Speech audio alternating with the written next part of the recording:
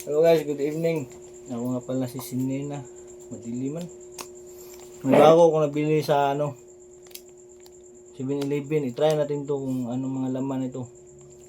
Ano to, acrylic, NBA acrylic all-star. Sana may Dwinwid pa ito kasi mga bago mga players ito. Sina LeBron James, Stephen Curry. Collect them all. Build an NBA super team. So, iwan ko kung may ano pa. Yung panahon nila Michael Jordan at saka Dwayne Wade. So, contain 1 NBA acrylic all-star naman. Pero hindi na tayo lugi dito dahil all-star man ito. So, simulan natin ang unboxing. Dwayne Wade lang. Hala.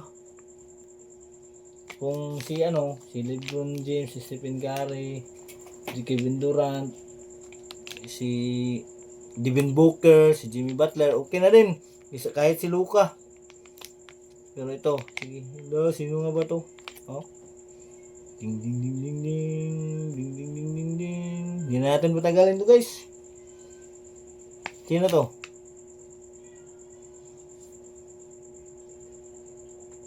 Uy!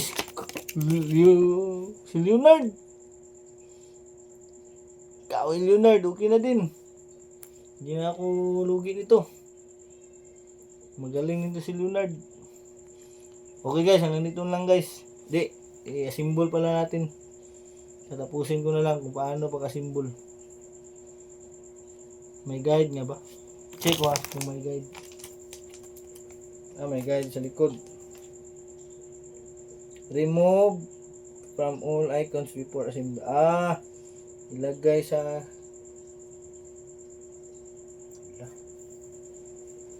ganda siya. Ito, tanggalin. Then si Kawhi Leonard, hindi na tayo lugi.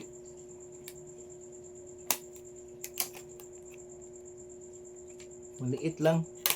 Sana Dwinwid yung makuha ko para collection. Paano to? Dito, ilagay ito dito guys. Hindi mo pasok. Yun. Pumasok na. Tapos itong isa. Pina-expert nga ba to? Expert tayo sa pagbili ng mga ganitong bagay. Paggawa. Ganda siya in fairness. Ganito ang itsura niya. Pero sana Dwayne Wade yung makuha ko next time para hindi ako magsisisi. Kasi marami na ako sapatos ni Dwayne Wade. Nakikita niyo yan.